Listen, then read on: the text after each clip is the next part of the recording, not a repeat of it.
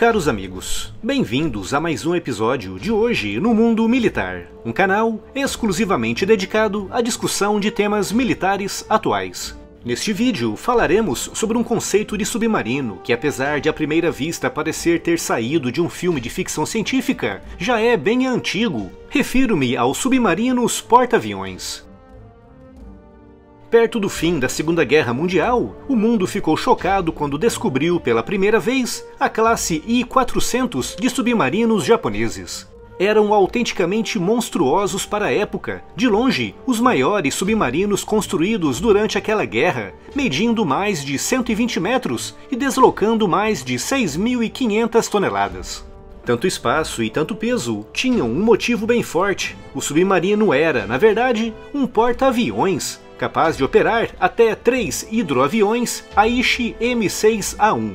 Os hidroaviões eram acondicionados dentro de um hangar e, quando precisavam ser operados, o submarino subia à superfície. O avião era montado e içado por meio de uma grua para o mar, de onde podia decolar, realizar a sua missão e voltar novamente a pousar, sendo então içado de volta ao submarino e reacondicionado no hangar.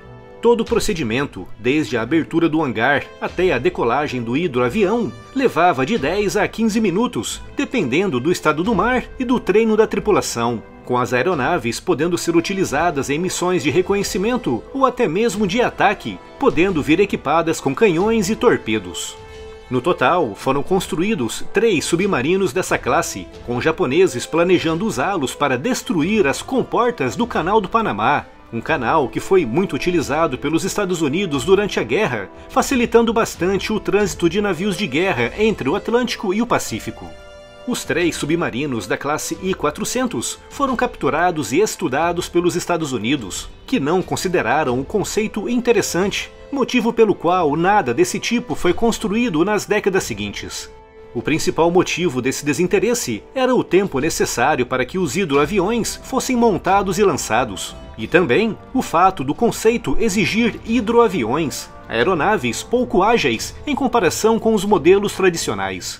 No entanto, entre os anos 70 e 80, os aviões de pouso e decolagem vertical começaram a se popularizar, principalmente sob a forma do Harrier britânico. E agora, do século XXI, esse conceito de aeronave se fortaleceu ainda mais com o F-35B.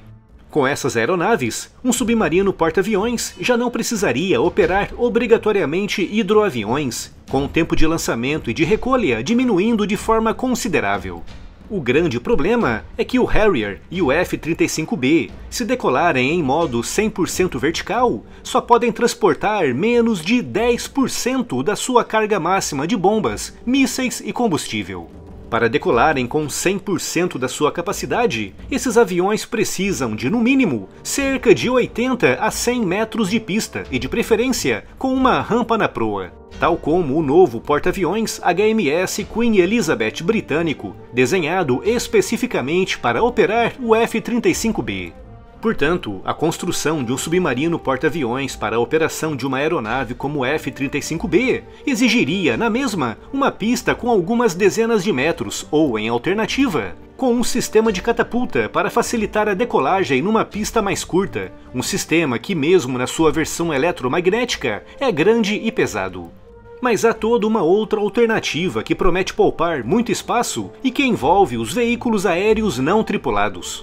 Um drone, mesmo um grande e pesado como o MQ-9 Reaper, adequadamente adaptado para ser lançado a partir de uma catapulta eletromagnética leve, teoricamente seria capaz de decolar numa pista de 20 ou 25 metros, totalmente carregado com combustível e mísseis, incluindo aí mísseis antiaéreos e, principalmente, mísseis antinavio.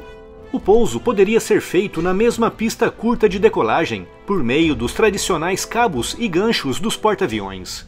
Essa solução poderia permitir a operação de 2 ou 3 drones, com as dimensões de um MQ-9, desde que adaptado com asas dobráveis e um trem de pouso reforçado, operando a partir de um submarino que, a princípio, não seria muito maior e muito diferente dos atuais, à exceção do seu hangar, que seria semelhante ao hangar do I-400 japonês. Mas a questão que realmente se impõe é: um submarino como esse é realmente necessário? Poderia ter utilidade em missões muito específicas e sigilosas de espionagem em território inimigo, mas para esse tipo de missão, os atuais submarinos já podem lançar drones menores, mas equipados com câmeras de altíssima resolução. Mas para a operação de aeronaves ou de drones fortemente armados com mísseis antinavio ou antiaéreos, na minha opinião, não haveria grande interesse. Até porque um submarino raramente opera sozinho no oceano, contando quase sempre com informações recebidas de satélites, de navios ou de aeronaves na área. E muitos submarinos vêm armados com mísseis antinavio, não exigindo um meio aéreo para esse tipo de lançamento. E é por isso que no século XXI não vemos versões modernizadas do I-400 japonês navegando pelos oceanos.